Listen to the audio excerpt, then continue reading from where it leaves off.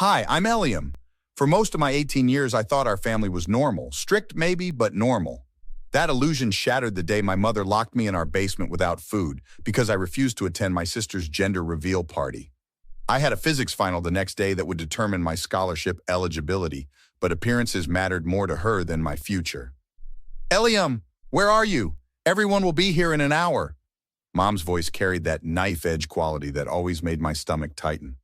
I looked up from my textbook. I told you 3 times already I can't come. This final is worth 40% of my grade. She appeared in my doorway, wearing her perfectly pressed party dress, face already arranged in the smile she used for company. This is about family. Your sister's baby is more important than some test. I can celebrate with Amelia after my exam. I've been studying for weeks. That's always your excuse. Books, books, books. What about loyalty? What about family? She stepped closer, her smile vanishing. What will people think when my only son isn't there?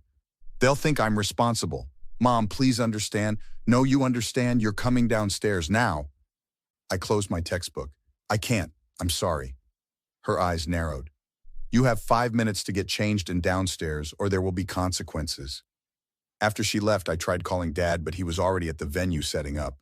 I texted Amelia. Mom's on the warpath because I need to study instead of attending. Can you talk to her?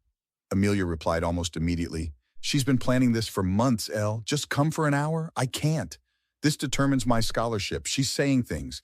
Be careful, okay? 20 minutes later, Mom stormed back in. You've embarrassed me for the last time. I'm not trying to embarrass anyone. This is about my future. Your future? She laughed, a sound like breaking glass. Your future is whatever I say it is. Downstairs, now. No! She grabbed my arm with surprising strength. Fine. If you want to be difficult, we'll do this differently. I followed, thinking she was taking me to the car. Instead, she opened the basement door. Get in. What? No, this is crazy. She shoved me, catching me off balance. I stumbled down 3 steps before catching the railing. Mom, what are you doing? Teaching you about priorities. You can sit in the dark and think about your choices. This is insane. Let me out. When I get back, maybe. The door slammed, followed by the distinctive click of our old-fashioned lock. I pounded on the door. Mom, you can't do this. Watch me, she called through the door. And keep quiet. I don't want the neighbors hearing. Mr. Wilson's voice came from somewhere upstairs. Everything okay, Margaret? I brought those folding chairs you asked for. Oh, James, perfect timing. Yes, everything's fine. Eliam's just being dramatic as usual. I shouted, Mr. Wilson, she locked me in the basement. Mom's voice sharpened. He's throwing a tantrum because he doesn't want to attend his sister's party. Teenagers, right? I heard their voices move away. Minutes later, cars arrived. Music started. The party went on while I sat in the dark, stomach growling, my phone at 17% battery with no charger. I texted Dad. Mom locked me in the basement because I wouldn't come to the party. This isn't normal. Please help. His reply came hours later. What do you mean locked in? That doesn't sound like your mother. Call me, please. But he didn't. And when the party finally ended, Mom opened the door, face flushed from wine. Ready to apologize? For studying? No. Her expression hardened. Then you can stay there tonight. Think about what family means. The door slammed again. That's when I realized this wasn't just anger. Something was deeply wrong with my mother, and I needed to make sure everyone else saw it too. The basement grew cold overnight.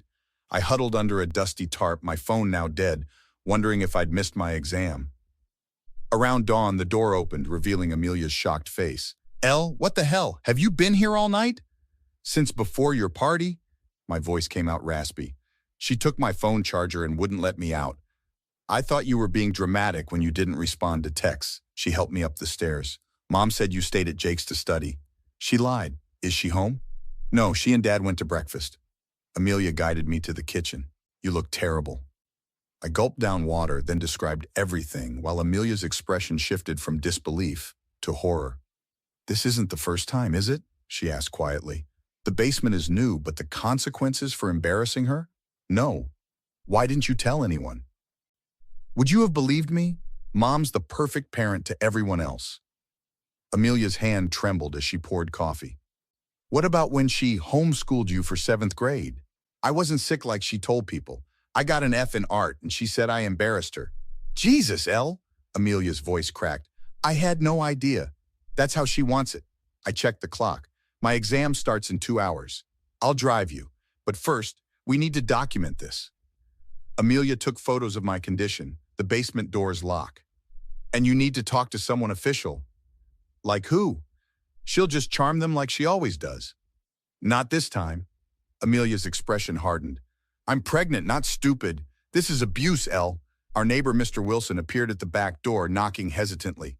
Eliam, you okay, son? I've been worried since yesterday. Amelia let him in. Did you know Mom locked him in the basement overnight? Mr. Wilson's weathered face fell. I heard shouting before the party. Margaret said you were having a tantrum. Did you believe her? I asked. Not entirely. I've seen things over the years. He looked down. Your mother can be forceful about appearances. What things? Amelia pressed. Grabbing arms too hard, hissing threats when she thinks no one can hear. Once I saw her slap Eliam when he was maybe 10, she spotted me watching and said he'd been stung by a bee. I stared at him. Why didn't you say anything? I tried talking to your father once. He said Margaret was just protective. Mr. Wilson's eyes held genuine regret. I should have done more, but I'm here now and I'll testify if needed. Testify? I echoed. This is criminal neglect at minimum, he said, his retired police officer background showing. False imprisonment, too. I can't deal with a court case right now. I have exams, college. You need to report this, Mr. Wilson insisted, or she'll keep doing it. Maybe not to me anymore, but to others, I realized aloud, looking at Amelia's pregnant belly. What happens when your baby doesn't meet her standards? Amelia's protective hand moved to her stomach. I'll call Detective Reynolds. She handled my identity theft case last year. She'll believe us. My phone buzzed with a text from Dad. Where are you? Mom's worried sick. Worried I'll tell someone maybe, I muttered, showing them the message. Let him worry, Amelia said, dialing her contact. We're done covering for her. Detective Reynolds arrived with a social worker named Miss Patel. They listened without interruption as I detailed the basement incident and other punishments from over the years.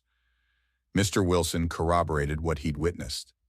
We should get your statement recorded officially, Detective Reynolds said, her tone gentle but firm. What your mother did constitutes several serious offenses. Will I have to see her? I asked. Eventually, but not immediately. The front door burst open. Mom stormed in, Dad trailing behind her. Her practiced smile vanished at the sight of the officials. What's going on here? Her voice was sugar-sweet, but her eyes were ice.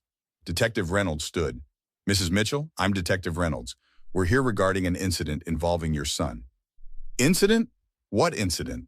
Mom laughed lightly. There must be some misunderstanding. You locked me in the basement overnight without food, I said plainly, because I wouldn't skip studying for my scholarship exam to attend a party. Mom's face hardened for a split second before smoothing into concern. Sweetie, you're confused. You chose to stay down there to make a point about the party. I left the door unlocked. That's not true, Mr. Wilson interjected. I heard him shouting to be let out. Mom's eyes flashed. James, this is a family matter. I think you should leave. I'm staying as a witness, he replied firmly. Dad finally spoke. Margaret, did you really lock him in? Of course not. Eliam's always been dramatic. You know how teens exaggerate. I'm not exaggerating the lock I heard or going 18 hours without food or missing my exam, I said. You missed your exam? Dad looked stricken. Yes, thanks to Mom. Mom stepped toward me, hand outstretched placatingly. Honey, if that's what happened, I am so sorry. I would never intentionally... Stop. My voice came out stronger than I expected. No more lies, no more manipulation. I'm your mother. Everything I've done has been for this family's benefit. Locking your child up is never beneficial, Miss Patel said quietly. Mom rounded on her. Who are you to judge my parenting? Do you have children? Do you know how hard it is maintaining a proper family image when your son constantly undermines you? And there it is, Amelia said. The real concern, your image. You too, Amelia? Mom's voice turned wounded. After everything I've done for you, the beautiful party I threw just yesterday? The party that mattered more than Eliam's future? Yeah, thanks for that. Mom's composure cracked. You ungrateful, lying little... She lunged toward me, only stopping when Detective Reynolds stepped between us. Mrs. Mitchell, I'm placing you under arrest for false imprisonment and child endangerment. This is ridiculous. He's making it all up. The evidence suggests otherwise, Detective Reynolds said, nodding toward Amelia's phone, displaying the photos she'd taken. Margaret, Dad said, voice breaking, how could you do this? Don't you dare take their side, Richard, after everything I've sacrificed. As Detective Reynolds recited Mom's rights, Mom fixed me with a venomous glare. You'll regret this, Eliam. When this blows over, and it will, you'll come crawling back begging for forgiveness? No, I said simply. I won't. The days following Mom's arrest blurred together. Dad moved into the guest room, ashamed he'd never noticed, or rather, had chosen not to notice, what was happening. The prosecutor, Miss Winters, assured us the case was strong, especially with Mr. Wilson's testimony and Mom's outburst in front of officials. She's claiming temporary stress due to the party, Miss Winters explained during our meeting. Says she overreacted but meant no real harm. That's her pattern, I said. Act horrible, then minimize it afterward. I've seen this before, Miss Winters replied. Abusers often appear charming to outsiders while terrorizing family. Has she tried contacting you? Constantly, Amelia said. Calls, letters, messages through friends saying Eliam is ruining the family. Dad nodded tiredly. Her sister called me a coward for abandoning Margaret in her time of need. Miss Winters made notes. That's witness tampering. We can add that to the charges. 2 weeks later, I sat across from Mom and her attorney in a mediation session. She'd lost weight, her designer clothes replaced by something more modest. Her eyes, though, remained calculating. Eliam, honey, she began, voice trembling perfectly.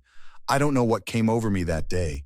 The stress of the party, your refusal to participate in family events, but I never meant to hurt you. You locked me in a basement overnight. The door wasn't really locked. You could have come out any time. I stared at her. Still lying, even now? I'm trying to apologize. Her voice rose slightly before she controlled it. This misunderstanding has torn our family apart. It's not a misunderstanding. It's the consequence of your actions. Mom's lawyer interjected. My client is willing to undergo therapy and parenting classes. Surely that's preferable to destroying your family over one regrettable incident? One incident? I laughed hollowly. It's been my entire life, and therapy won't fix who she fundamentally is. Mom leaned forward, dropping the act. You think you've won? This will follow you forever, Eliam. College admissions, future relationships. Everyone will know you sent your mother to jail. I didn't send you anywhere. Your choices did. I gave you everything, a beautiful home, opportunities, and trauma to go with it. No thanks. Her eyes narrowed. You're just like your father. Weak. Dad, who'd been silent, finally spoke. No, Margaret, he's strong. Stronger than I ever was. Mom ignored him. Eliam, please, I'm your mother. We can work through this.